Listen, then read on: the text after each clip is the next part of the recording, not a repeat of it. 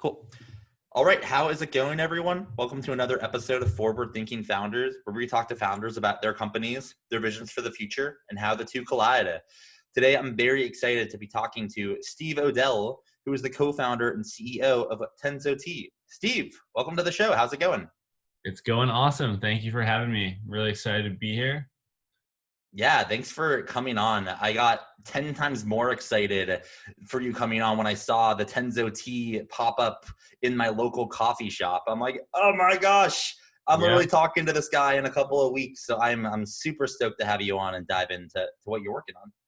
Awesome. Yeah, I can't wait to get into it, and hopefully that there's a lot of people listening that can see some Tenzo signs in cafes around the country too. Definitely. And with that, some people might be hearing us talk and they're like, what is this? What's Tenzo? So let's just start there. What is your company? What's Tenzo Tea? Tenzo Tea is a matcha green tea brand. We're based in Los Angeles, and for those of you to go back one step further that may not know what matcha is a stone ground, like a powdered form of green tea. But instead of steeping that through a bag, you actually blend it or mix it directly with water, or you can make it in smoothies. So you ingest the full leaf. So that's about 10 times the caffeine and the health benefits of normal green tea. And then, so Tenzo, we take that green tea. It's actually the cleanest form of energy on the planet, super healthy for you. We sell that on our website and to cafes and corporate offices all over the country. So I definitely want to talk a good amount today about how you have distributed it and how you've grown it, because it's not just software, right? It's like you're shipping products to people, and I'm just very intrigued to dive deeper into that. But before we do, I want to get a little bit more of the backstory. Why? Well, actually, before why, like how does it work? So, how does someone interface with your company? Do they order online? Is it only in stores? What are some ways that someone can get your tea? Great question. So right now you can order on our website, www.tenzotea.co. And on our website, we offer a monthly Tenzo subscription. So it comes every month, delivered right to your door. You're drinking matcha for less than $1 a day, basically. So it's a super great way to get clean energy without having 5 cups of coffee or like a Bang Energy, a Monster, and a Red Bull. And then we also sell in a lot of cafes. So if you have a local cafe, like we love independent coffee shops, and I'll go into that when we talk about how we grew the brand. But if you have a local cafe and they're serving matcha and you want to talk about getting Tenzo in there, or maybe they're not serving matcha at all, we can talk about that. But we do not sell on shelves in any grocery stores yet. We're kind of waiting to do that. But yeah, mainly online and in cafes right now. And what about green tea do you love so much that you decided to start a whole company around it? Like, what's a little bit of the backstory on why you decided to productize, shipping of green tea? Great question. So first of all, I would say matcha is, although it's technically green tea, it's much different than the typical connotations in the way people know green tea right now. So it's not like it doesn't necessarily need to be like something you go and sip. It can be like I take it in freaking like shots, like a pre-workout, So I'll take 5 grams of Tenzo, whip it up, and then shoot it. And you get a lot of clean energy for your workout, but you also don't get that like feeling, Yeah, that it's so interesting. I don't know if this was subconscious or not, but today, like I will admit I'm definitely a coffee drinker. I enjoy coffee, but usually I have a cup of coffee in the afternoon too, and like I don't feel that good. It just like doesn't feel great. But right. today, I don't know if it was I consciously did it or subconsciously. I decided to get tea. I don't know if it was. I don't think it was matcha, but it was some sort of tea, maybe green tea, instead of coffee. And let me tell you, like it works, and it works really well. You get the energy and it doesn't go away. You don't get the jitters. Have you seen, as you've been building this company, kind of the tea movement or the matcha movement kind of rise, or what have you seen in the market since you started it? And also, one more question: when did you start it? Just for a historical base. 3 years ago. So we launched early 2017, and yeah, I mean, holy crap. Like, let me give you a little more background on why matcha. And so Rob and I, we were athletes. Robbie Page is my co-founder. I've known him since I was really young. We grew up in Rochester, New York, and now we live in Los Angeles. But So we were both athletes and played volleyball at UCLA. And while we were at UCLA, we got into entrepreneurship. And so we learned a few things there. And then one day I literally drank too much coffee one day and felt like crap. And I Googled what is the healthiest form of energy. And I discovered matcha. Rob and I ordered some, and it made a really meaningful impact on our lives. And so then, it wasn't this massive leap initially. Like all we did was we bought 50 units, and then we bought 100 units, and then we bought 200 units, and it grew very incrementally. And that's one of the challenges with an inventory-based business too. But yeah, so that's kind of how we got started. So, okay, I want to ask some probably basic questions to you, but most of the people I have on this podcast, it's almost all software. So I actually don't know. But the reason I reached out to you is because this is a fascinating company that's growing. And I think there's a lot of different lessons that can be learned from, I know you're on some software, but you're also shipping a product. So let's start in the beginning. When you decided to start Tenzo, are you fine if I call it Tenzo, or do you want me to say the full name? No, Tenzo. Yeah, call it Tenzo. Definitely. All right, Tenzo. Tenzo and I are on good terms, casual terms. All right. So you said you bought, excuse me for my naivete, but you bought 50 items or 50 shipments. Can you kind of explain what that means? What'd you buy? Who'd you buy from? How'd you know who to buy from? Where'd you store it? Just kind of these basics on how you started there. Yeah. So we did what most savvy founders do. We went on Google and we typed where to buy matcha in bulk. And we emailed 20 people. And initially we were buying from some guy that private labels, meaning so he buys a lot of matcha and then white labels it to other people. So we bought 50 units from that guy, and Robbie and I, mainly Rob, designed these labels, and they were just super janky, and we bought 50 units and we built a quick Shopify store. It was we called it a weekend project at the time.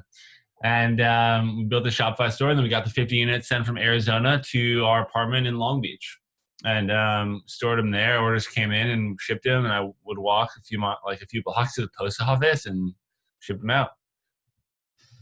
And let's talk about those first 50 items. How did you, obviously you sold them because you're here now, selling way more than 50. How'd you get those out? How'd you market them? Was it friends? Was it strangers? How'd you it's a hard road, so we had really no clue what we were doing. And initially we were just talking to friends and neighbors and anyone that we could possibly meet. And ironically, we were working out of this cafe. We worked out of this cafe a lot, and they didn't serve matcha. And one day we were just I wonder if we could sell matcha to this cafe.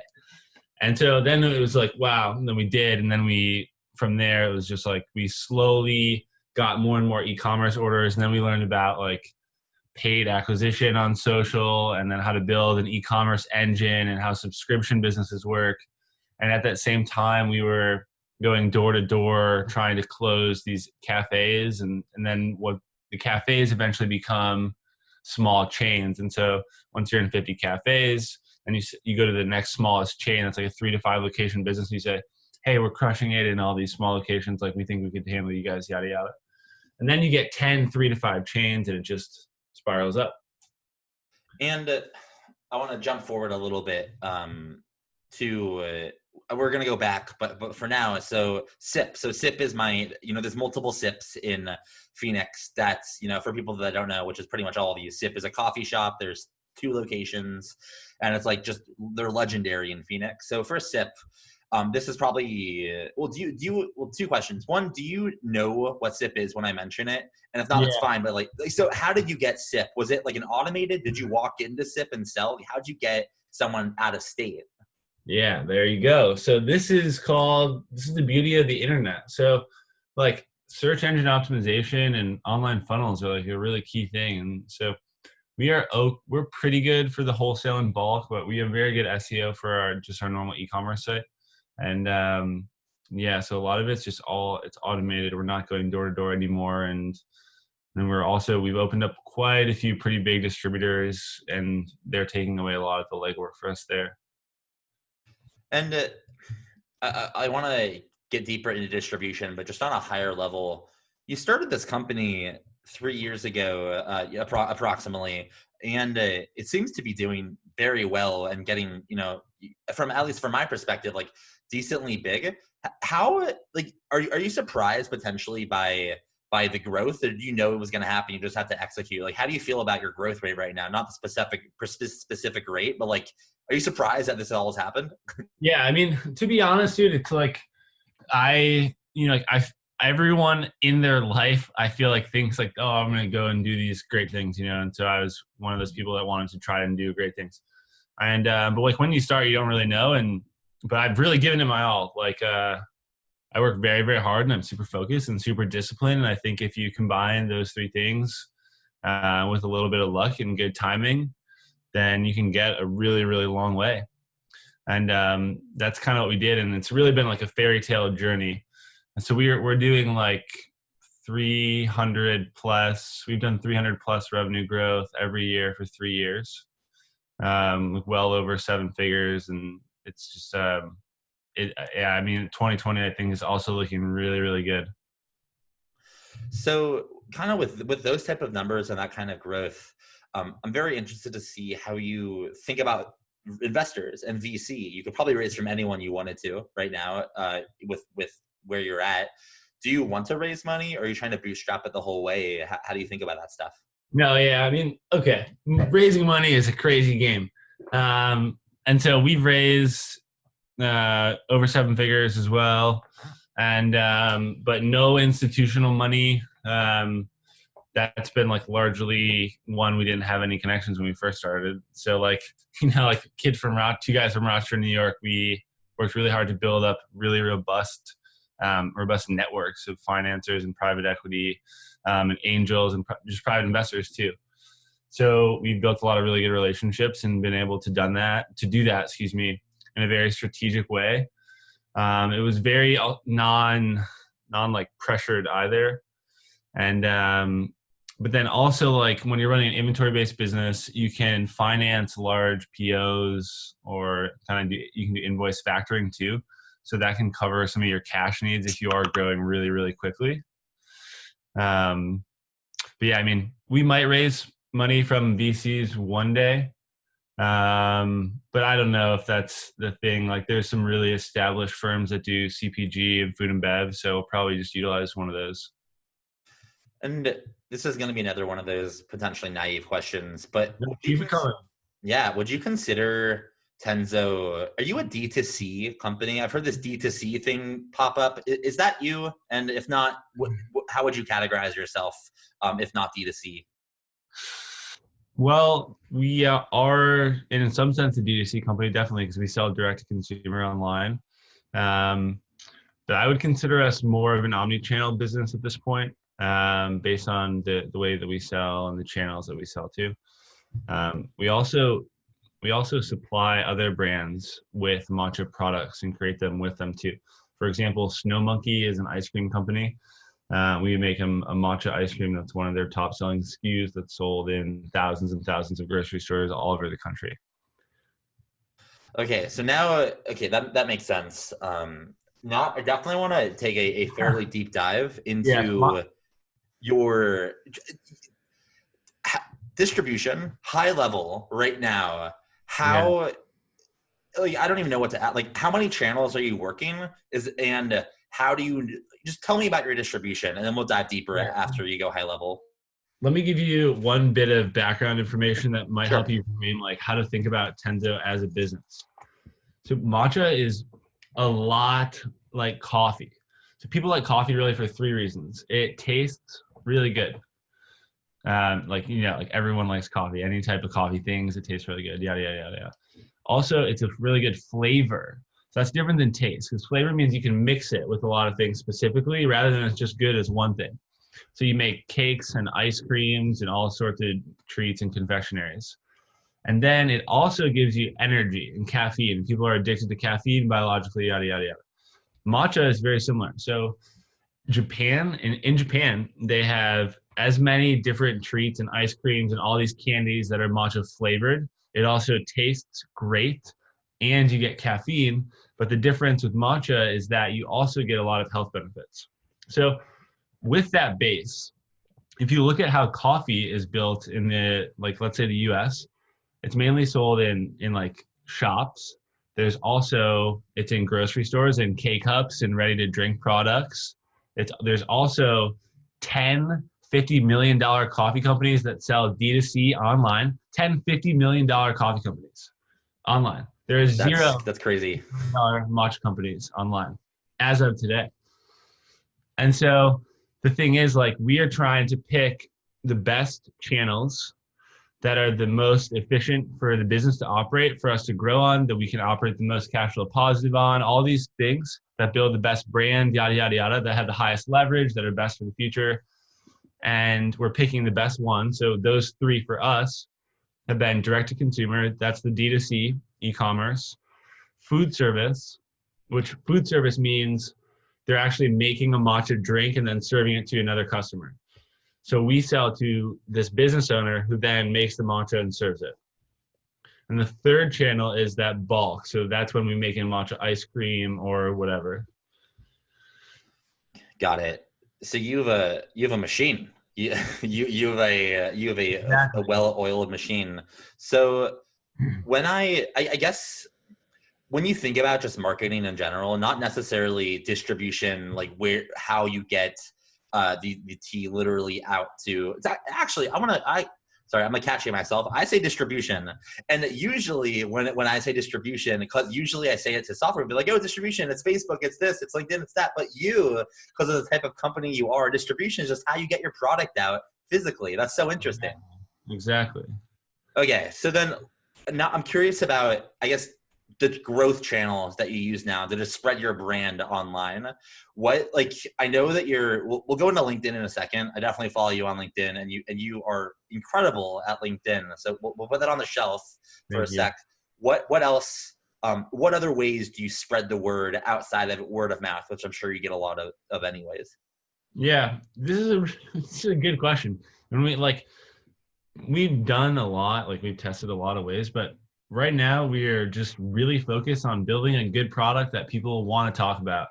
And that is it. If you can make your viral coefficient positive and as far positive as you can, you're in a really good spot. And if you just continually do that and redrive that audience, then like paid is just kind of like supplementary at this point. So we really focus on organic, email, and what is it? LinkedIn. Honestly, I get about 10 million impressions a week on LinkedIn. We get a lot of Tenzo subscribers from LinkedIn. It's totally free marketing, and then that's enough in and of itself to carry the company at this point. Like, it's been really just driving through personal brands and through a little bit through Instagram.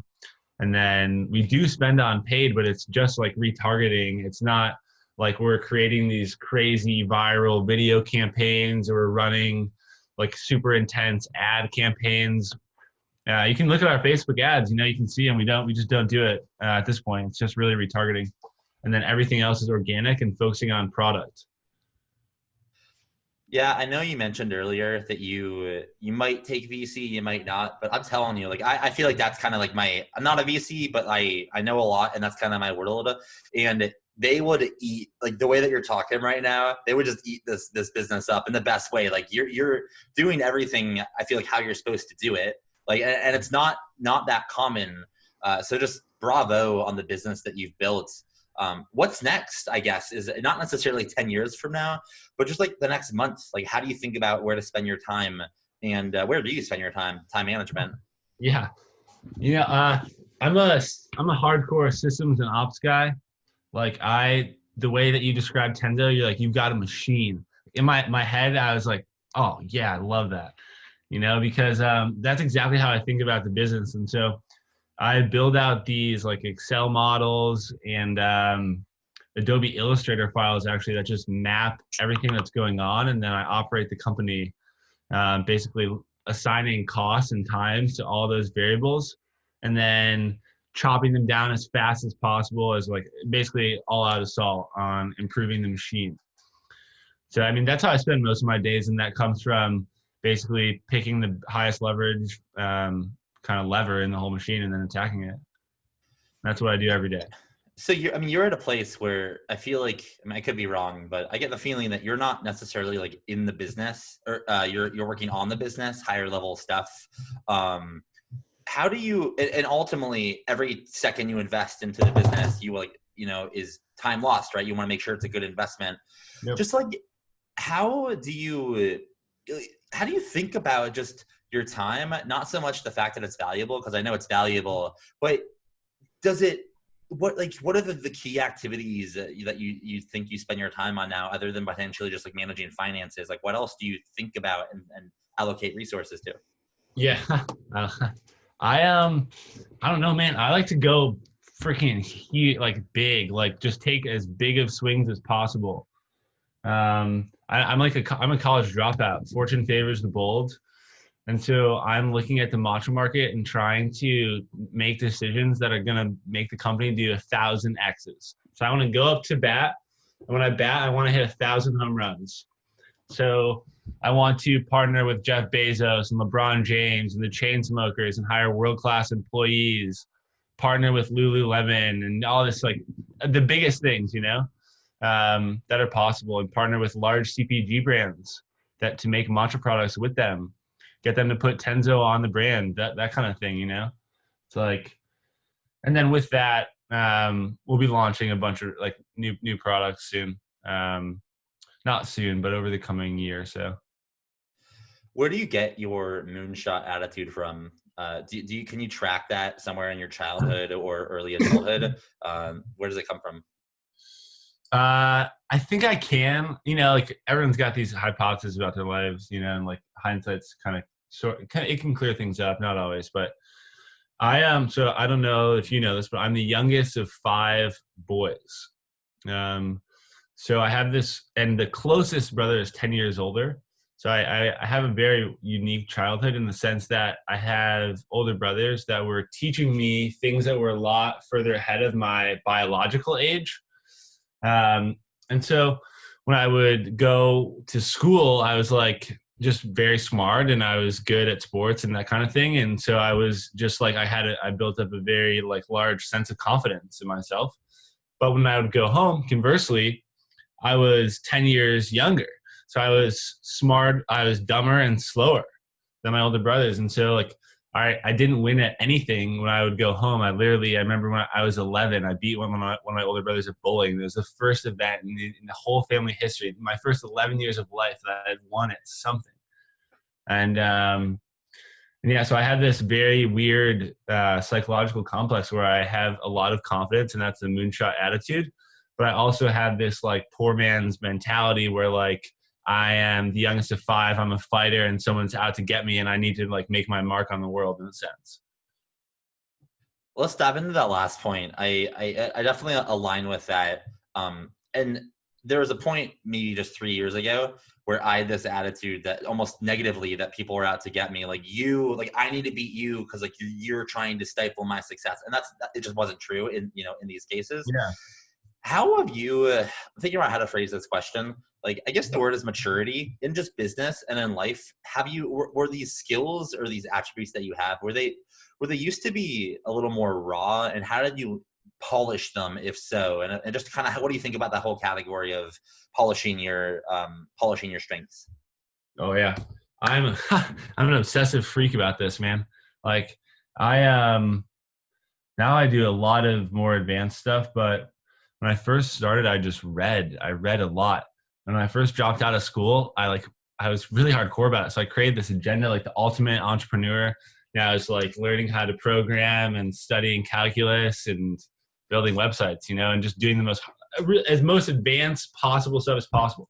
And like every day when I get up, I just want to be better. And I am just super disciplined. Like every night at 9 p.m., I have an automated Google form that goes to my email that asks me like a series of questions about my health, about how I ate, about how much money I spent that day, like literally every single thing. Did I work out? How is my meditation? And I have to answer these questions.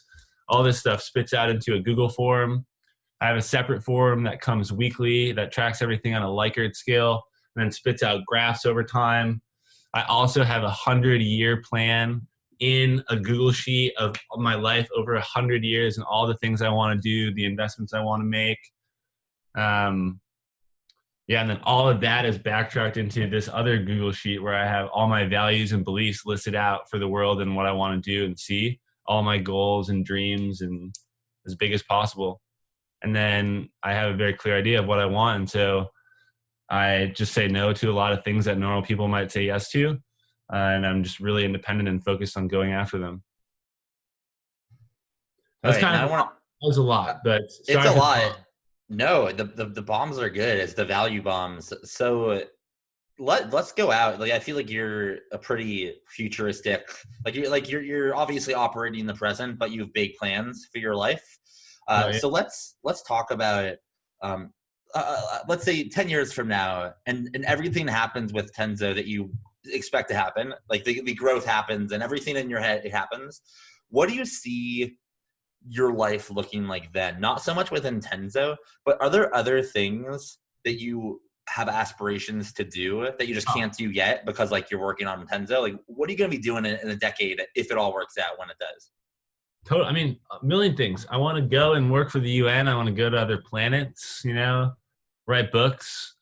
I operate a holdings company in Rochester, New York with my cousins that I'm really passionate about. And so helping build the environment that raised me is really important to me. And then trying to maximize impact on the earth. And so my life, if you could boil it down to a simple equation, is a function of maximizing impact, minimizing regret. Yeah, I mean, there's a lot of things I want to do, a ton. I'm going to start a lot of companies. I'm going to invest in a lot of companies, and it's going to be like a wild ride, honestly, a wild, wild ride. And how do you, so yeah, it'll definitely be a wild ride because you're already on your way. You're well on your way with Tenzo. Do you think about how to make sure that you stay on that path?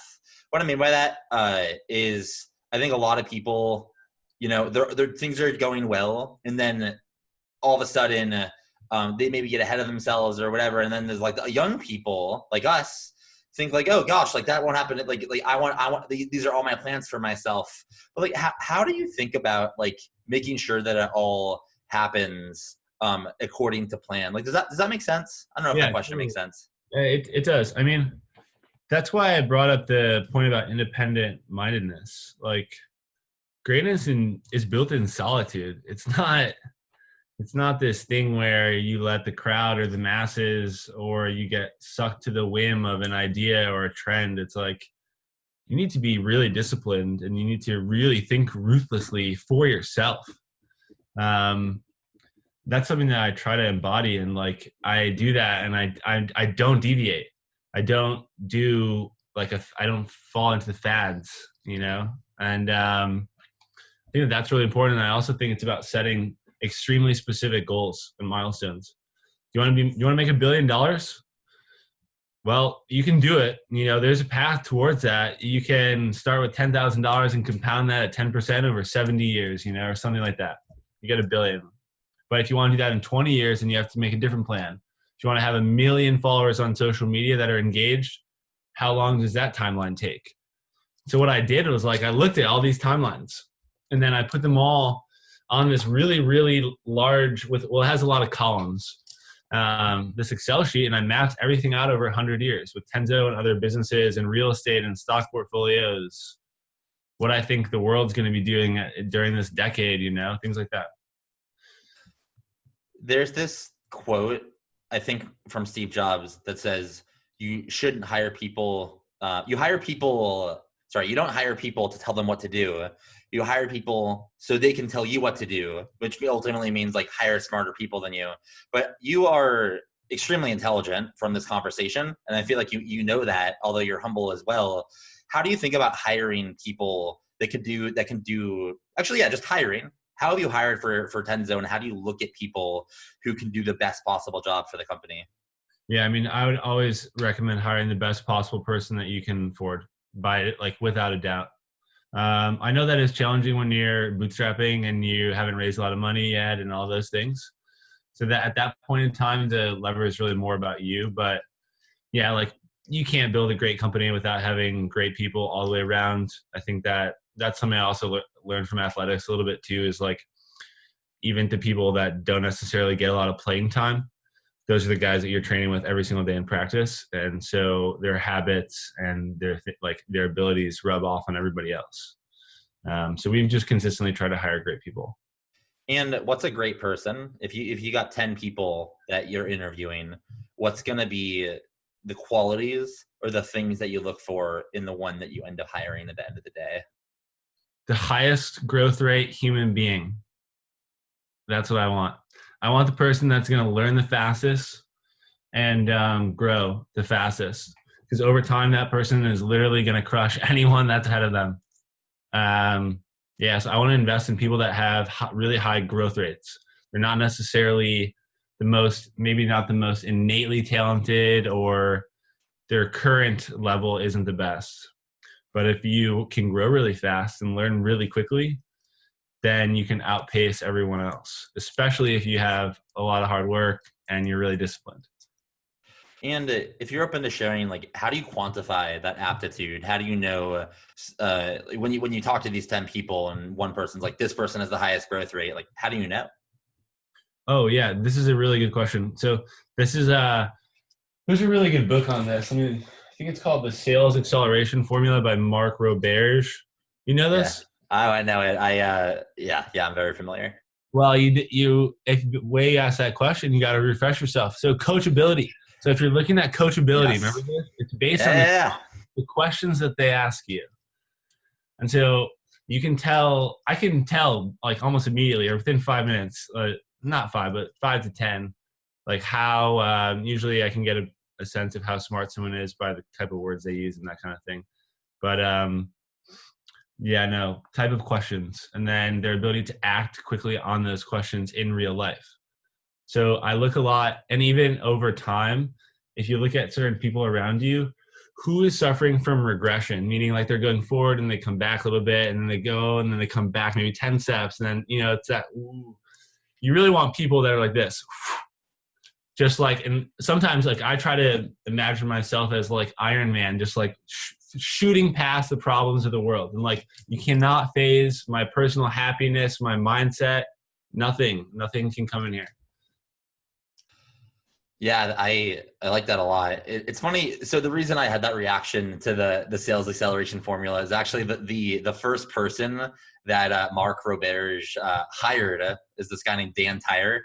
And Dan Tyre and I are like good friends. He lives in Phoenix. So Dan, like when we first met, he's like, "You gotta read this book, Matt. Check it out." And like, granted, it was like 3 years ago. So yeah, I am rusty, but like, I wanna stay around the idea of it's a chance that I met Dan, who is the 6th employee at HubSpot, and there's a lot of other people that it was lucky that I met them that have helped me in my career. How do you think about positioning yourself in a way that gets you lucky? Almost like here's my question: how do you fabricate your own luck? Because it isn't totally random. Environment.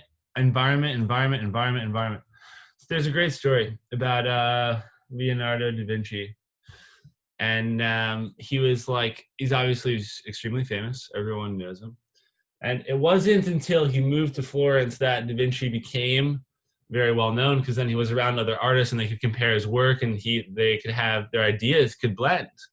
And Paul Graham, actually, I learned this from Paul Graham's website. I'm a big fan of Paul Graham. Shout out PG. And Paul Graham says that if Da Vinci couldn't escape his environment, what makes you think that you're going to escape yours? And so I've taken those words as like a law, like do not put yourself in a weak environment. I want to be around the highest performers, the capital, yada, yada, yada, the culture. So I think that's really important. And then I think, you got to be bold. You have to be bold, and you also have to be disciplined and know how to treat relationships over time.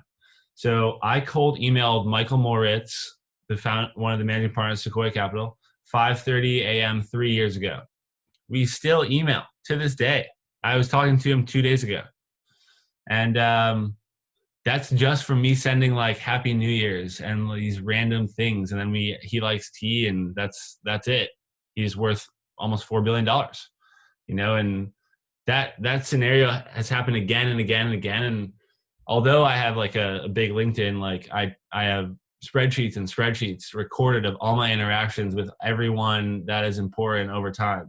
And I track them all, and I know how to manage relationships at scale. And that's also been really beneficial. That's so funny, man, that you mentioned that about Michael Moritz, because it's so true. Like an email can change. Like if you just email 10 people that you admire, that you wish you could have a conversation with, and one's gonna respond, if not more. Yeah. It's actually oh yeah, go for it.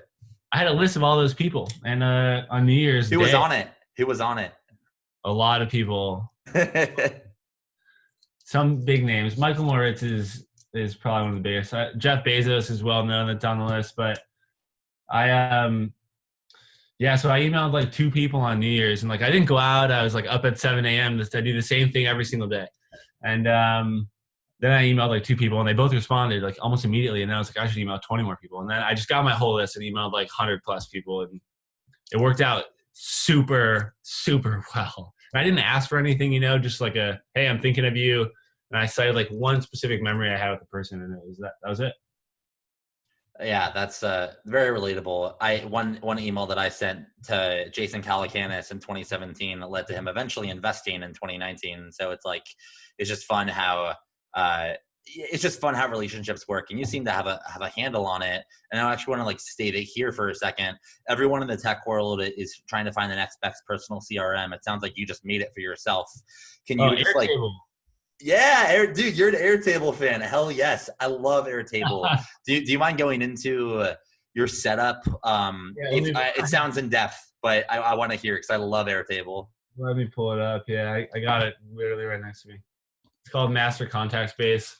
Yeah, so I have this Master Contact Space. There is a few views on it. One's a form, and then one is I have just like the master view, and then different sorting options there. But yeah, so every person gets different personal tags based on industries and job titles. And then I have another tag that is a closeness ranking. So I rank how close I am with the person. And the goal is to push people through stages, kind of like a lead funnel or a customer journey, Yeah, so I track all of this. And then I also have an interactions log. So depending on the interaction, there's like another table in this workbook that I log interactions, so it's like the type of interaction, notes, the person, date, and then that spits back it's a linked record into the contact base. And then I have one view on that main base that sorts all contacts based on our last interaction. If someone's over a certain amount of time, then I know to follow up. Okay. I'm just going to ask it. How much of your day or life do you spend doing versus how much of your day or life you spend planning? Sorry, that's not the right way to ask the question. What I'm trying to get at is you've obviously found some massive success, but you're also very meticulous with your systems and processes, and it probably takes time when you have a conversation to go into Airtable, switch it up, and you probably have a lot of conversations. So I guess like how much preparation do you do for the work that you do? Does that question make sense? I don't know. Like I don't do other things. I don't binge watch Netflix. I don't have like 45 hobbies. I don't have 3 kids, I am just reading and building and networking like nonstop. But yeah, I mean, I do a lot of planning. Like I meditate every day. I walk for about 5 to 6 miles a day. That's just like me walking and thinking, and I'm a big believer in just like in that notion of solitude and work. And a lot of ideas come from that. Like, who is it? Do you know Naval Ravikant? I love Naval and his How to Get Rich, or How to Be Wealthy. Incredible tweet storm. Yeah, he's a G. Yeah, he was saying something, some tweet a few weeks back that was like, every time you listen to someone else, you diminish a little bit of you. And that, I'm not saying don't take in anyone else's opinion or information. By no means am I saying that. But I'm saying like you need to weigh opinions and facts and think clearly and for yourself. So that's what I try to do. And that I do a lot of walking and meditating, and then every other second is building. But I also like this. I have this rule, like this Abraham Lincoln rule, that I never go on my computer if my axe isn't sharp. What I mean by that is I don't spend thinking time on the computer. The computer is for execution. It's not for clicking through Twitter. I don't go on Twitter and read tweets. I don't interact on, like I'll go on, I'll check a few people, usually like Naval, Elon Musk, and Nassim Taleb, and then I log out and I don't do anything else, Maybe Shane Parrish as well, but that's it. Can you give me an idea of what your I kind of already asked this in a way, but just kind of your average day. Like you're saying you walk 6 miles, you meditate, you don't screw around on the computer. Do you have just like a set schedule that you do every day that you can walk through, or is it kind of different per day? Yeah, no, I do have something for the most part. It's pretty regimented. I actually call this the virtuous Ubermensch regimen. It's based on Aristotelian ethics and Nietzsche. And the goal is to just like basically put myself under controlled non-terminal stress, and make sure I get good recovery. And then my whole day backs into like 4 key cornerstone habits, which are getting good sleep, meditating, eating healthy, and exercising. And so I don't consider exercising like going to the gym and trying to get super jacked. And that's not my life. I'm not going to be the super jack guy ever. I'm fine with that. But I like to walk and run. I do those 4 key habits every day. I have an inconsistent sleep schedule because I don't want to have a perfect night. Because I think that if you sleep, I slept from midnight to 7 a.m. like for like 2 months in a row. And then one night I had to do something crazy and I was shot for like 3 days. So I like to have a few nights where I scatter that. So I'm always like a little bit alert. And then I work out at also alternating intervals and meditate at alternating intervals at different lengths of time. And then I also read a lot as well. And then what are some of your favorite books? Or just top of books mind now. I know it's a hard question for favorite books, but like, what are you thinking about now? Yeah, so let me say some of my favorite books. So a great book is like well-timed. I think is the most critical thing about a good book. Well-timed, good information. And lately that's been Atlas Shrugged. That's probably my favorite book ever at this point, actually. I actually haven't heard of it. What is Atlas Shrugged? Well, Matt, we got to go. We need another hour. We need another hour. Jeez. Yeah, time's flying right now. It's a super good book. I don't really want to ruin it, but it talks about business and capitalism and politics and love, and it has the best characters of almost anything I've ever read. Arguable. It's up there with Ender's Game and The Count of Monte Cristo, and I read Ender's Game when I was a boy and Count of Monte Cristo when I was a teen, and Atlas Shrugged as an adult, and I love them. I love them all equally at that time in my life. And are you a physical book guy or an eBook Kindle type guy?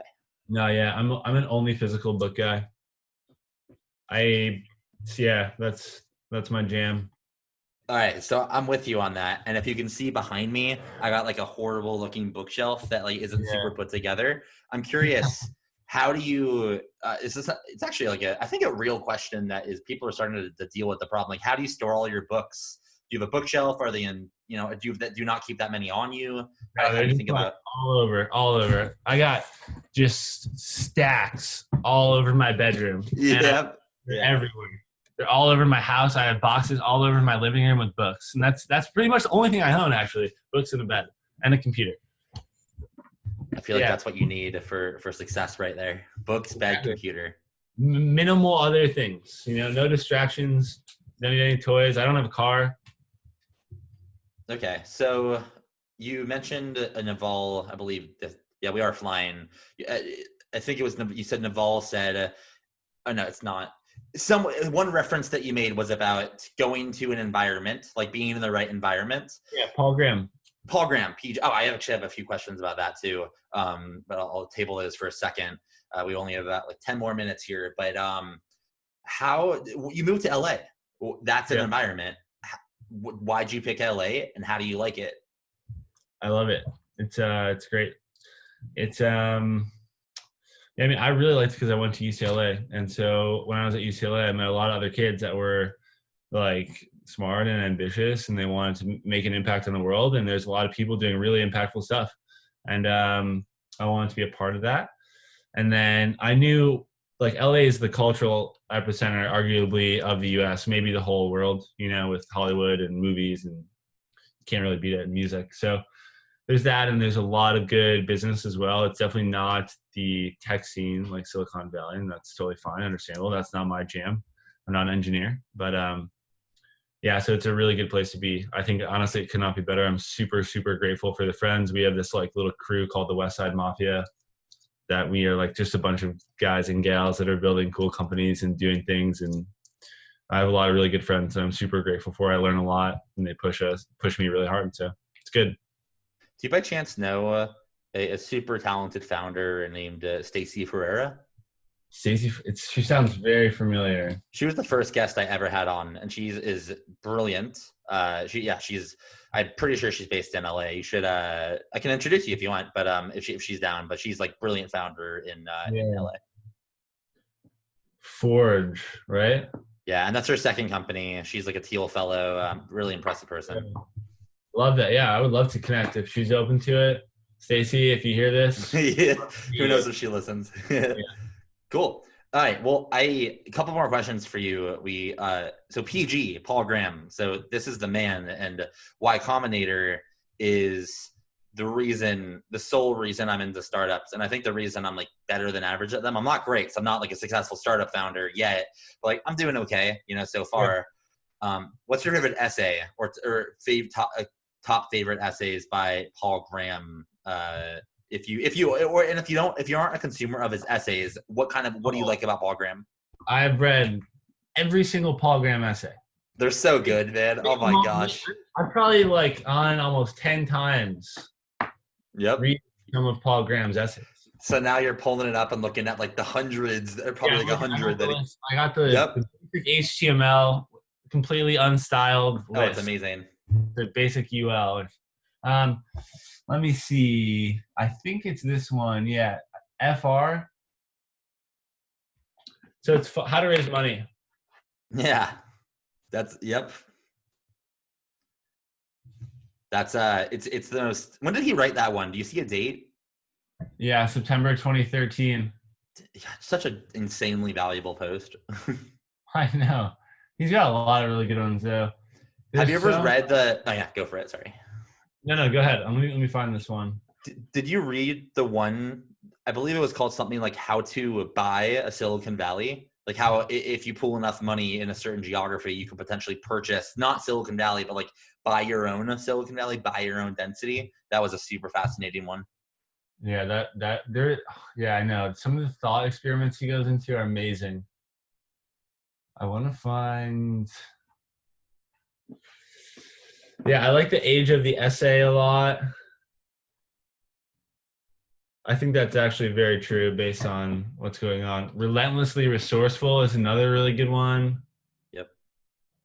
Oh, Cities in Ambition. That's the one I referenced earlier.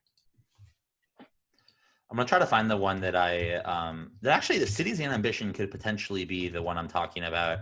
I don't know. I'm going to pull it up. Dude, I feel like I've never jammed about Paul Graham on the podcast before, but he's literally the man.